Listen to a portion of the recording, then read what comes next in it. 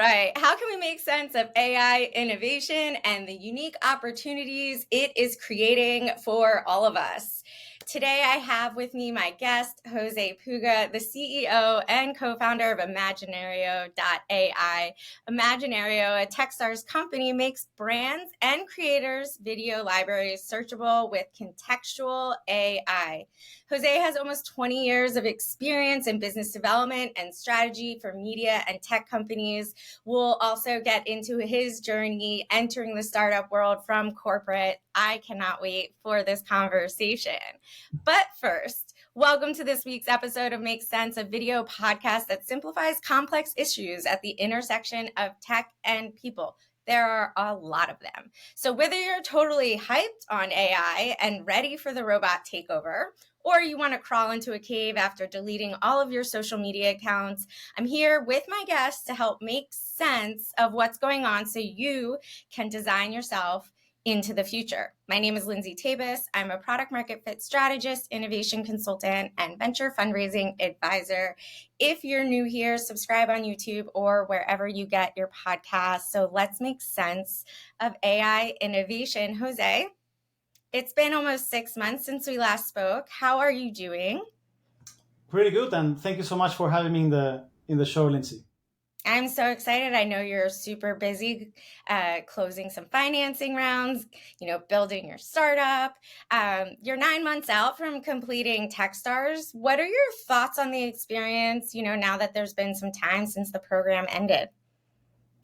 Well, it's been great. Like, I think being part of such an international community of founders, mentors, and operators overall is quite rewarding, in the sense that whenever you have a question, whenever you need a warm intro, there's always someone from Techstars or part of the Techstars community that is willing to give you a hand. We didn't used to have that before, and now we have it. So that's great. And yeah, I have to thank them also for the education and in terms of all the different skills, soft skills, and red flags you need to be aware of when running your own startup.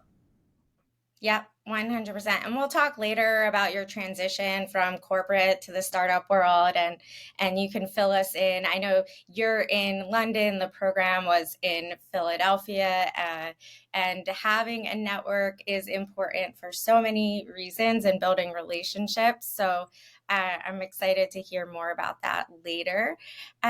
So let's start with our first segment, Jose. Are you ready? Yeah, let's All go. right. So for anyone new to Make Sense, our first segment is Crystal Ball. What does the future hold?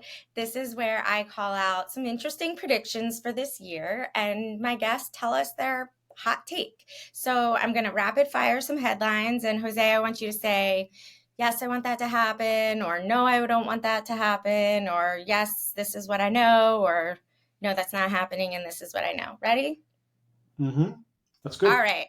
So social media users will turn their back on the algorithm. Community building in private spaces over the big platforms, rise of smaller platforms. So, Jose, you serve content creators who are repurposing their video content for different platforms. What are you hearing from people? Well, overall, I think it's becoming more and more important to build your own personal brand. Let's say as a founder or a creator, together with your company brand.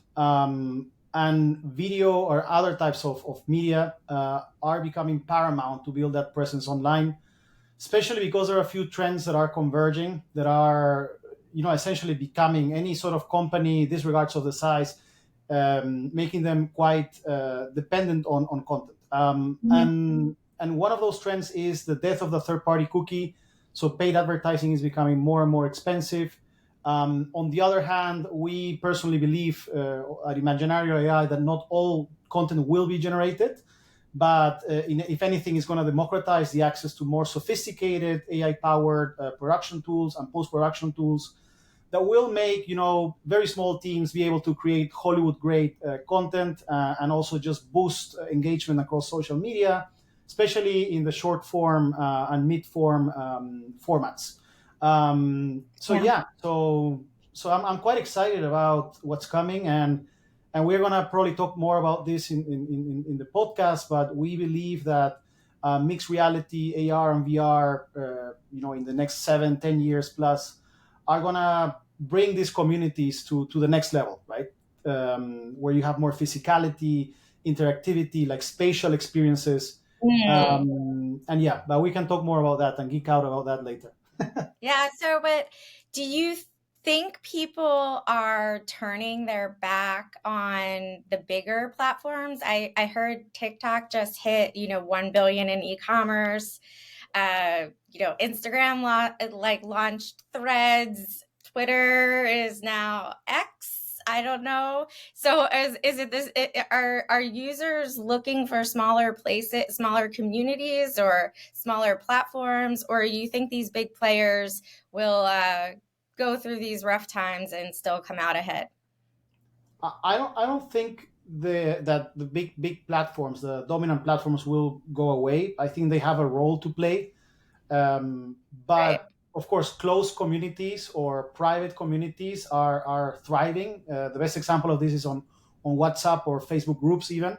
So I don't think, even though you can be part of, let's say, the Facebook ecosystem or other larger ecosystems, there's always space for the long tail of content and long tail of communities. I would even apply that to communities Mm-hmm. around taste, around whatever interests there are.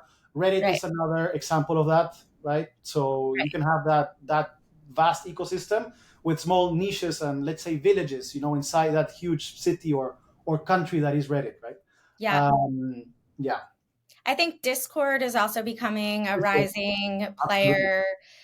I'm in some private communities that started on Facebook group, but now are using the white label platform Circle as a way to bring their communities together. And Circle does a nice job letting me toggle between the different communities without having to log out or anything like that. So that's really great. So let's move on to the next prediction. Uh, AI will gain multiple senses. So right now, AI systems they process audio, visual, language data. Dolly was an early example of multimodal AI. So, are we seeing AI tools that are operating or leveraging multiple senses in their, creation or, learning and creation of content? Yeah, well, that's exactly what we're building at Imaginario, right? So it's Tell us a more. multimodal contextual search and transformation. Now, to be more concrete about that, what do we mean by multimodal? Yeah, Essentially, define it. Make sense for us. yeah, essentially it's how people, well, human beings perceive reality. So we essentially use our sight, we use sound, we use natural language, we use other cues based on spatial and temporal context, so more related to physicality, touch, and other senses. In the case of AI, leaving robotics aside, the most immediate multimodal applications will be across vision, natural language, audio, and this is what we are using at Imaginario. So, first of all, we say goodbye to metadata or time based labels, which is kind of like we see it as legacy technology based on computer vision predominantly. And we focus more on multimodal contextual AI. So, we also understand how the passing of time changes the meaning inside a scene. Hmm. And we compare shot by shot, scene by scene, and then we can extract, how has a scene changed or what was the meaning behind this. So yeah, so I do think the future and the near future is multimodal. It's already being built as we speak, and yeah, we can talk more about that. I don't want. I can go very deep there, but I'm not going to do that now. I know you can. So just to simplify some things in the past, like let's say 15, 16 years ago, I remember coming across a project while I was in grad school that was from Carnegie Mellon. And uh, you know, our search capabilities were quite rudimentary to where they are today. We didn't have metadata about an image. It was very difficult or near impossible for a search engine to be able to say what was in the picture unless a human sat there and described the picture first, right? And that description is the metadata, right? And so now what you're saying is that AI allows us to look through that image and find all of that information and even more than what the human could have ever given us in order to like act on it and use it for whatever we're trying to accomplish. Is that correct? That's correct, and it's not just about identifying what's happening inside a scene, which it's a very abstract context, a very abstract concept, right? What is happening in a scene? If I ask you that question about a specific film, you could be focusing on the dialogues. You could be focusing on the background objects or the art direction. You could be focusing on, an explosion. Probably there's a background sound. So Right. that's what makes, for example, search so subjective, and always you always need a human in the loop because the search intent is very subjective, and that's what makes search so difficult, right? And I forgot the second part of your question. Yeah, no, we're just like going with it's okay. We're going with the whole idea that multimodal AI can act on so much more information Yeah. within an image, within a video. So Uh, I just remember what I was going to say. Actually, the next step is also about reasoning, right? So it's comparing mm, different assets. It's recommending based on the data, or more than data, based on the insights extracted from a specific scene, because we need to go beyond images and beyond text. This is the first type of media that is being tackled by AI, right? Like with right. LLMs, we've seen it with text and structured data. But what's coming is unstructured data, more complex data like audio, video, even immersive experiences. Um, and in this remit, you want not just to extract insights, but also try to reason. Then, what's the outcome then? And this is Mhm. where, for example, you could apply what is called an autonomous or semi-autonomous agent, where you define a goal, and then based on the insight extracted, let's say across your top 10 YouTube videos, it can then suggest you to create another video, and it could search for it, transform it, or it could generate it, or a mix of all of those, right? Yeah. So reasoning is what's coming as well. It's the next step, which is generating knowledge essentially and Yeah, recommendation. fascinating. Wow, wow. Okay, so this brings us to the next prediction, which is builds on the multiple senses. We haven't talked about smell or touch, but this one specifically is smell goes digital. This is wild. So, digitizing scent is making progress and could affect a lot of industries. Do you know anything about this? About smell, not really, just in the Do you physical want world. this Not in to the digital happen? world. Is there a use case where you can imagine smell Uh, being a thing that you would like to also experience digitally? yeah, I would say for probably a very good use case will be for, and I'm not trying to be controversial, but probably for uh, people that want to either experiment more with that sense, or let's say enologists, right?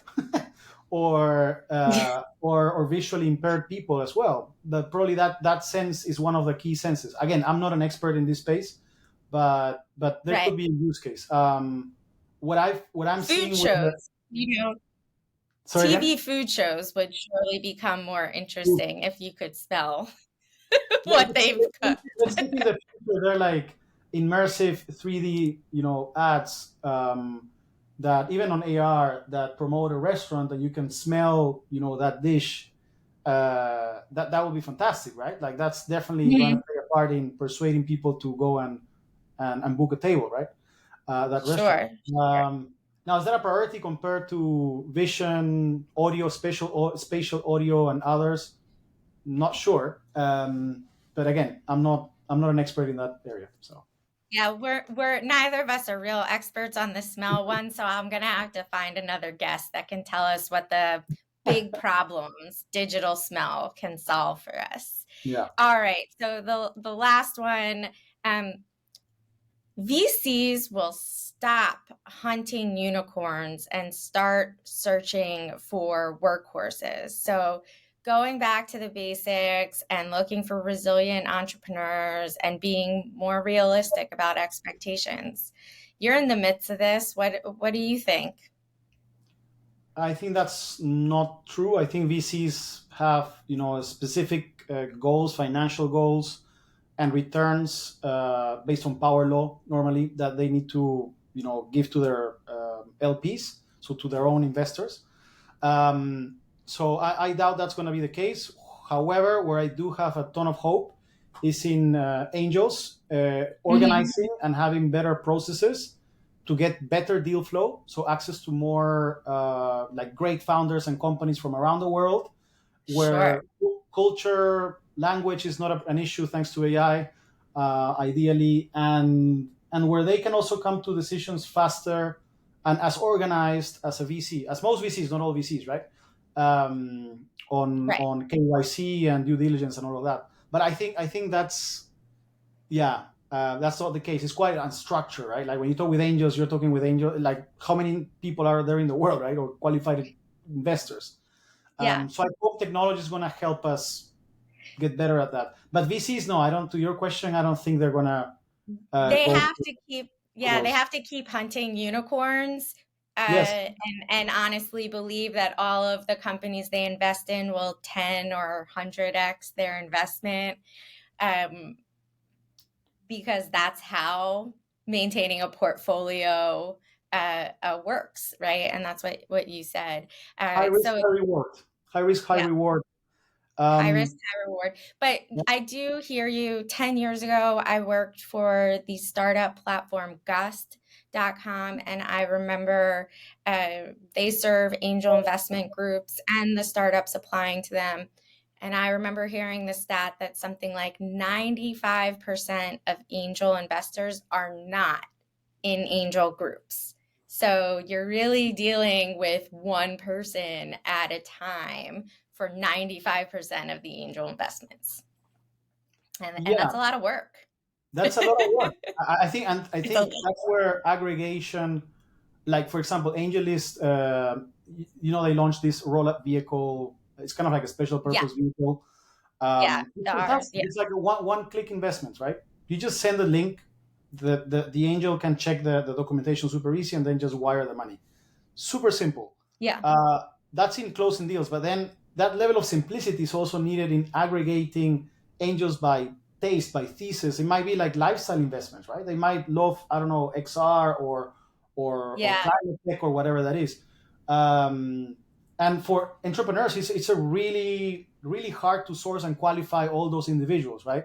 yeah, And also, I can tell you, like, there's a ton of value from having those angel networks, like right. in terms of business development, sales, like getting Of opportunities, growing the course. company, and there are many VC funds that don't provide actually the value other than monetary or financial value Sure. compared to angels. So yeah, I hope that will help democratize access to high risk capital. Yeah, it's challenging because high net worth individuals that are angel investors don't always want to be discovered, right? Indeed. They don't have it written on their LinkedIn that they are angel investors, right? Indeed.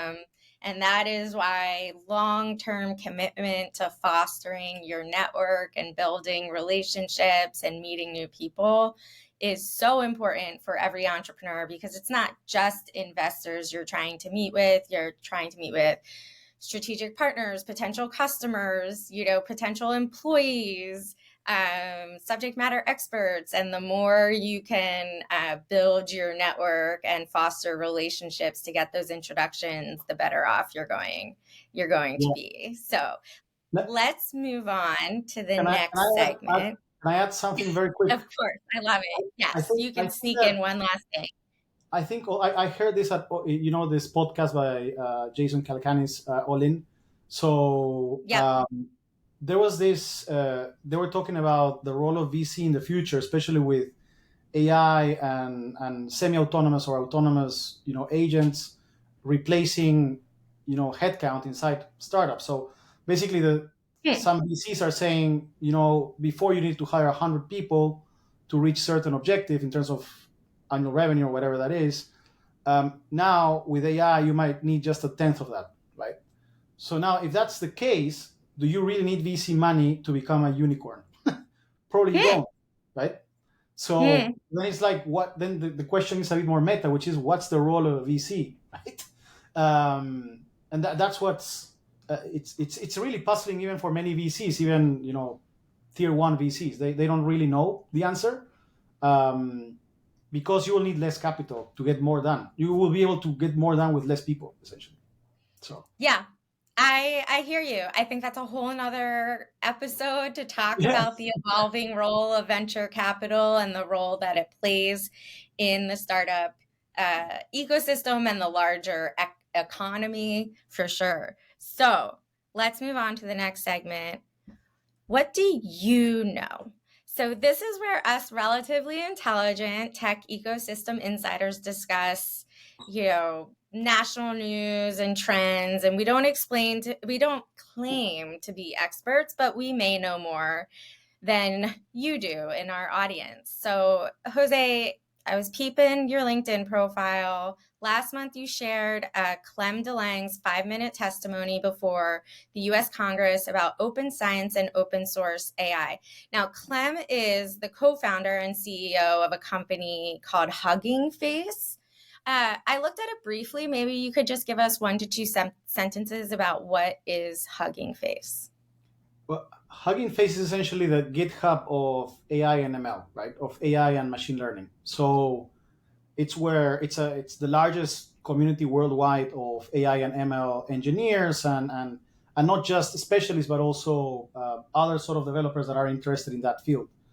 And it essentially relies on that ethos of sharing your work, right? Yes. Models, data, whatever that is. Yeah.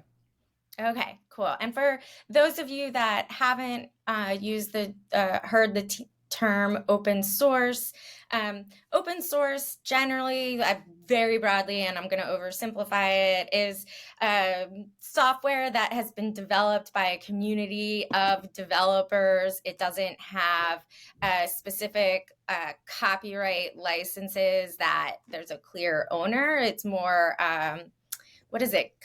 Community Commons. I forget what the name is. I used to know them really well, but there's specific copyright licenses that allow for sharing and building off of open source. So really, let's just think about it as it's an open garden of science and software and knowledge rather than a closed in private garden. So, Jose, you wrote AI models don't need to be closed source to be compliant and ethical. So, first, what does closed source mean? Is that the like walled garden I kind of just mentioned?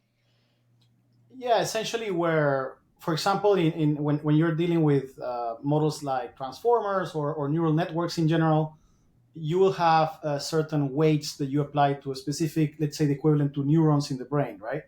And those weights are private, right? They're not Mm-hmm. in the open domain. It might be OpenAI making those decisions around how they architect, and train their models. And then on the other hand, also you have data, right, to train Mm-hmm. those models. And that data can also be proprietary, can be probably data that, Proprietary. let's Yeah. say, OpenAI commissioned to companies around the world around whatever that data is about, right?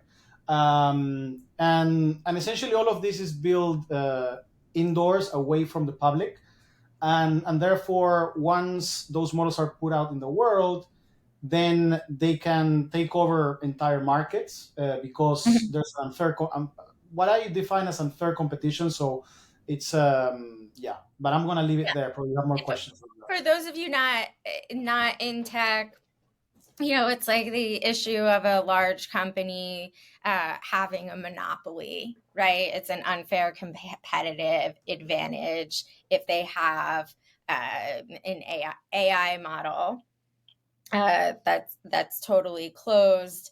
And so there are large tech companies claiming that closed source is the only way for AI models to be compliant and ethical. So what's this conversation? Fill us in. What's this conversation about compliancy and the ethics of AI models?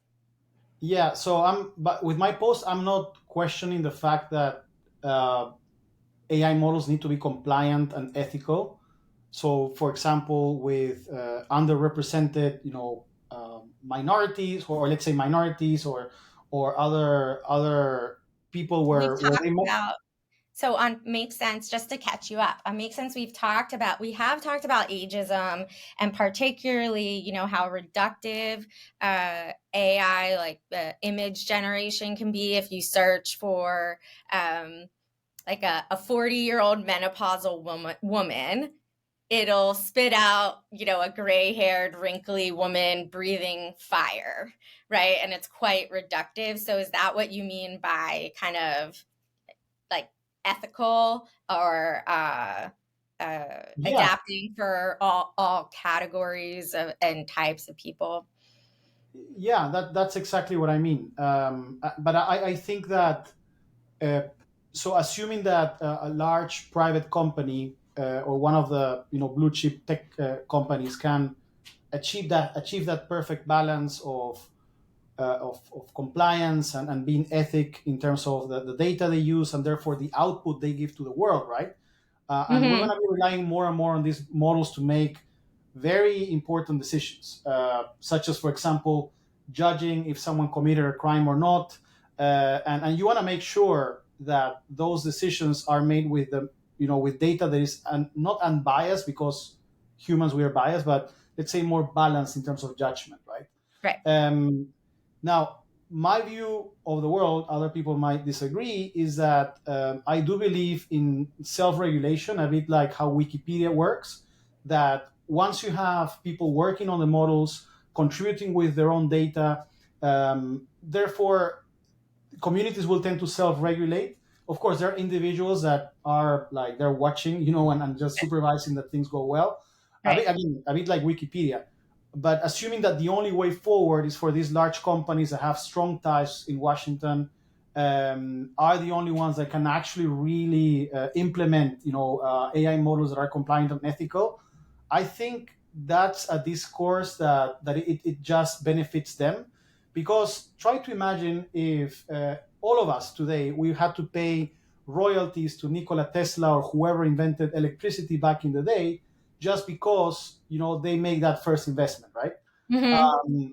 There are certain technologies that are revolutionizing the world, and where people need to have a say. Now, again, this might be a philosophical sort of you But know different view of the world compared to other people, but I do think that it's better to build this in the open. And in any case, governments will use it in defense and the military, like.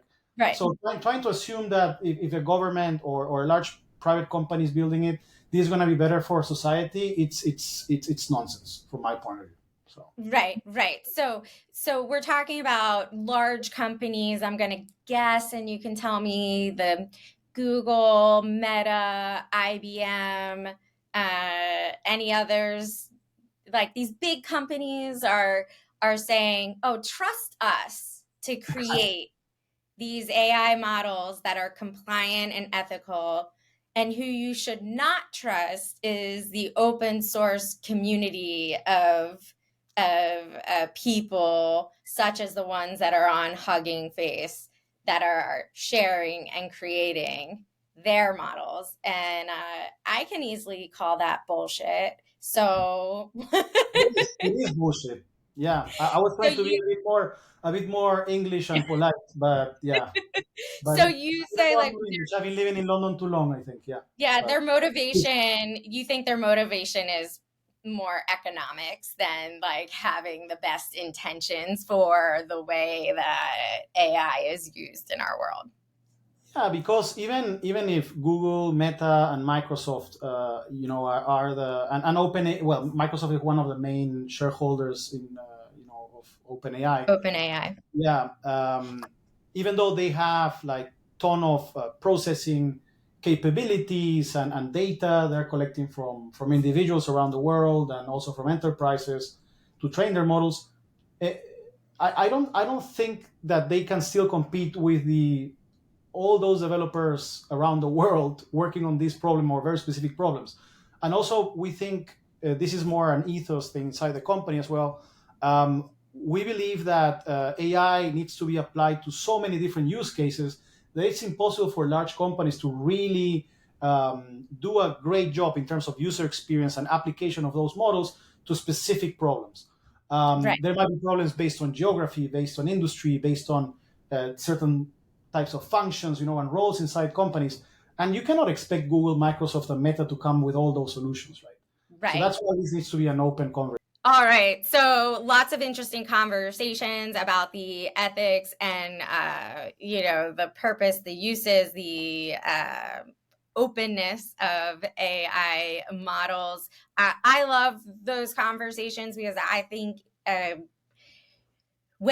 if we don't talk about the societal implications, then the society gets scared, right? And we see that in the news right now with like AI is taking our jobs. And I've spent a lot of time on Make Sense explaining that AI is not taking people's jobs right now immediately. You have time to learn. AI won't take your job, but people using AI will probably take your job. So this is a learning opportunity for everyone. But us all being out of work is not happening in the next 6 months or a year. So like the imminent fear and anxiety is more than is necessary right now. So the more we can like demystify it and have people like you, Jose, on to explain what the conversation is about, I think it's better for people and the audience. And this is why I have the podcast, to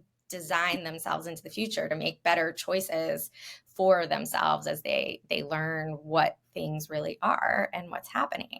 So let's move into our final segment, Jose. Yep. Who needs a safety net? In this segment, I ask my guests to share the risks, failures, nay, learning lessons of entrepreneurship and creating their own path into the future. So I mentioned this earlier, but Jose transitioned from corporate to the startup world. So don't sugarcoat it for us. Tell us your stories. Yeah. So, well, I worked almost 13 years in media and entertainment. So for companies like the BBC, Warner Media, Sky, and others in BD and product management roles as well. And I shifted my career in December 2019. I had just finished my MBA at INSEAD. It's a European business school, and I decided to leave the corporate world and launch my own company. Now, what I didn't realize is that before, of course, I said I launched my company. I was trying to find a co-founder. There was a learning curve. But what I didn't know was the importance of first building a network. And that was one of the biggest mistakes that I made. I think I could have, from day one, focused more on building a network with investors, with mentors, with other founders. I focused more on one thing that was good, which is finding a technical co-founder, which I did after a year and a half. It was very difficult, almost as difficult as finding a wife, I would say. So Well, that's what they say, it's like you're getting we all at married. the same time. Yeah, yeah. um, and, um, and yeah, and I didn't build that network. So essentially, we went through a pre-company incubator here in Europe called Entrepreneur First with my co-founder Abdelhak, who's a PhD in AI. We got along really well. We built a prototype. We incorporated the company, and then this accelerator decided not to support us for whatever reason. I think we were quite immature as a team as well. We had been together like 2 or 3 weeks, and after that we said, okay, fine, we'll build a product, and we'll talk with a bunch of customers, and we'll raise 1 million, right? Like we have the right, the right skills, and have the technical expertise. I have the media and Of commercial expertise. We'll course. do it. Of It worked. course. It was a fiasco. We ended up raising not bad money, like $120,000 uh, Okay. from friends and family, mostly friends, and Friends. and it was just like, yeah, we're gonna raise 1.5 million, and in reality, we didn't even land not even 10% of that, right? And Yeah. why? Because of the famous warm introductions. And it's like, what's a warm introduction? Like somebody needs to introduce you to someone. And it's like, yeah, and ideally needs to be a founder as part of the portfolio, and ideally, and it was just like, oh, we cannot bother. So we did outbound, and we failed. We failed miserably. Like we couldn't raise that round, and yeah, and we also, it was just I think that was a very big wake up call. Like for us, we said, no, we need to join another accelerator.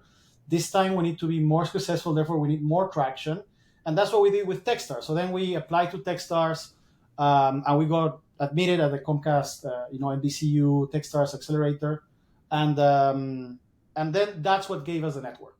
Yeah. So yeah, so that was one of the big mistakes. Now another thing is also when you come from corporate to the startup world, you need to be super comfortable doing absolutely everything. So I've done everything from video editing to product management to financial analysis to sales, fundraising, and marketing, different types of marketing. Like it's just, you're just doing everything, wearing 10,000 hats. So if you're not willing to do that, don't have a company. Don't do it. Yeah. Stay in a job, take a nice salary. You can have a great life doing that as well. It's not for everybody. So if you're just looking for autonomy, take some writing classes or whatever, go and do some hobby and just do that while you have a nice job. I don't think it's for everybody. It's very tough. It's the hardest thing I've done in my life, especially fundraising. I think it's probably the hardest thing I've done ever. So yeah, that will be my advice for other people trying to jump ship and just build their own company. Don't do You it ASAP and think you about made it. so many Yeah, you've made so many great points. So first, really focus on building a network, right? It took you a year and a half to find a technical CTO. And in that journey, as I mentioned before, building new relationships, it's for co-founders, for potential employees, for investors, for partners, for clients, building relationships and asking for introductions to all of those are so helpful, because then once you're like, oh, we need to raise money, or oh, I need to find the CTO, you've started to like meet people and extend the web around you. So I really love that. We all make mistakes from like our starting point. I've made like all of them in my time, finding a CTO first, or just jumping straight into product development before doing research, or spending 3 months, relearning how to code in PHP instead of like actually coming up with like the business plan and the model and validating the idea. So yeah, there's like so many places. There's so many ways to like start off on the wrong foot, and unfortunately, there's just no like the game Shoots and Ladders. Like yeah, I feel like there should be a board game of Shoots and Ladders, but for the tech startup world, and it should be like laid out, like start here, and here are like the places where you can fall and make a mistake, and here are the places that you could potentially skip ahead. yeah, I remember also, it's the belief that you shared actually, of like, oh, we have the right people, we'll go raise 1.5 million, right? mm, And I think that's the problem with in this Silicon Valley industry. I've been in it since 2005, is just sharing only the success stories, right? yeah. We share only the success stories. The failure stories are very right. Like, I wish when we had failure stories, like, I want more tears coming down. Now, I'm not going to make you cry right now.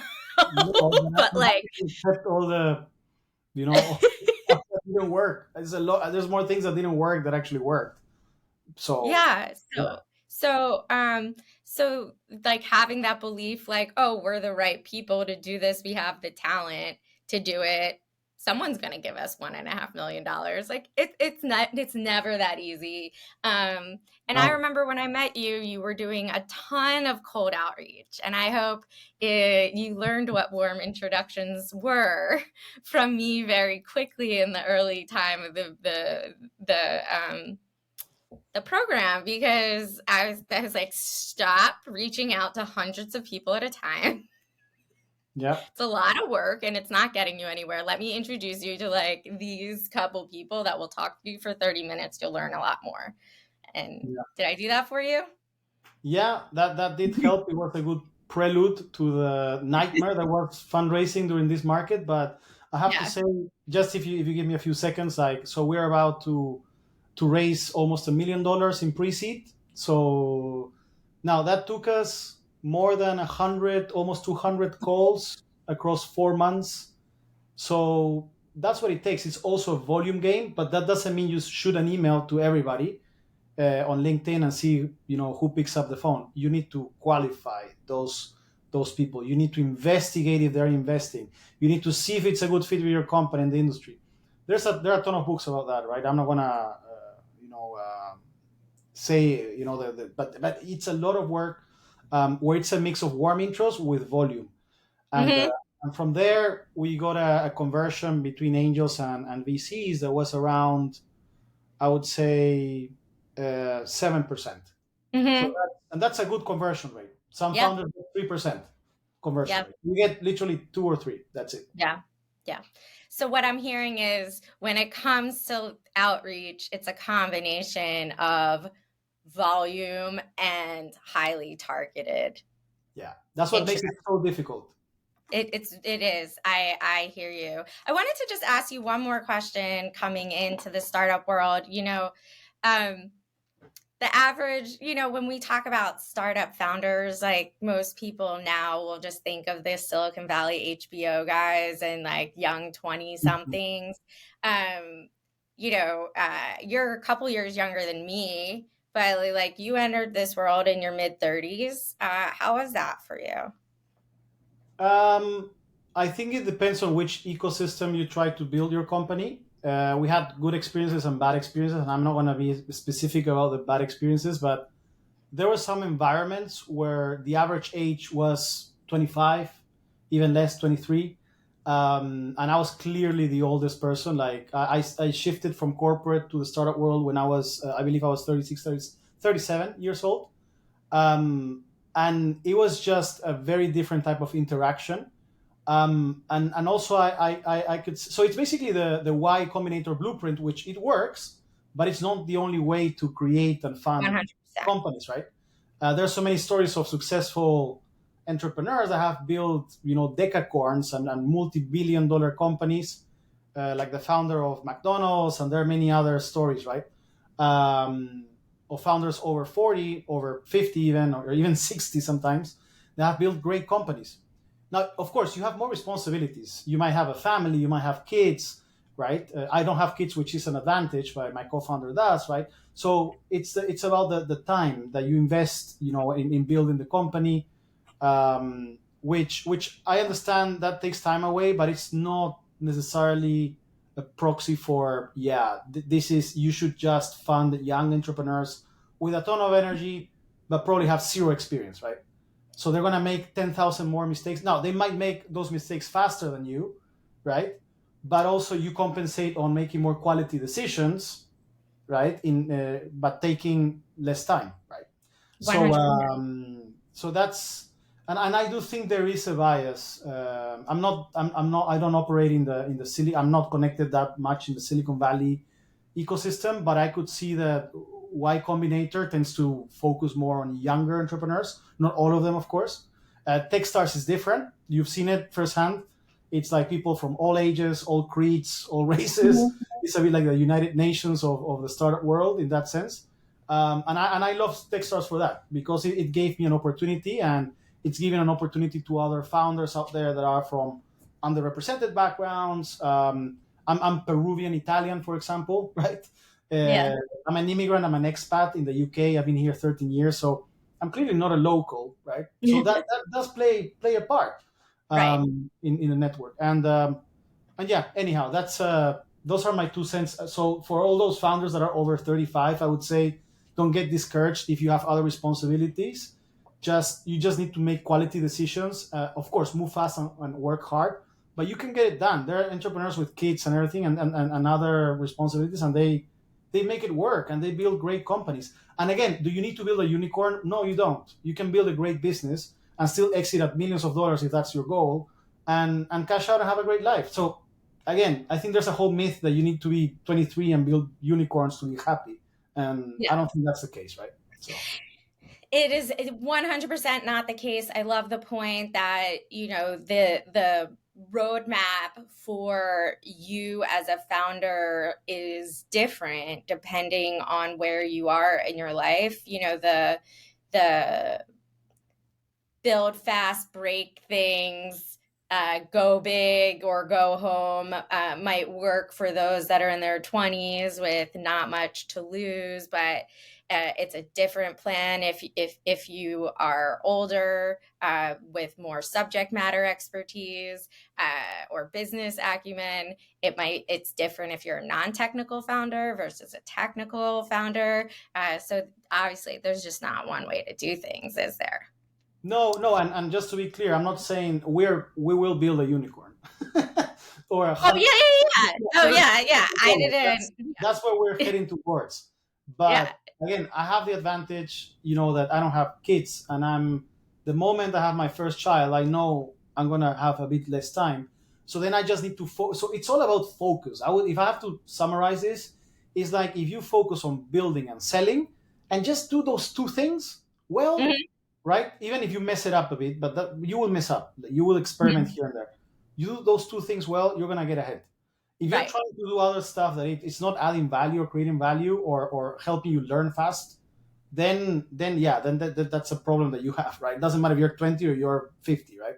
Right. So it's all about focus and prioritization of tasks, right? So that's Yep. it. 100%. So, Yeah. Jose, just tell us, where can we learn more about Imaginario.ai? Where can we find you online? Tell us what's going on with your company and what we have to look forward to.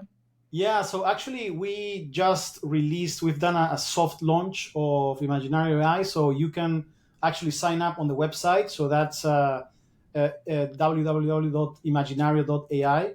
And that was very 90s, right? www, like, Yeah.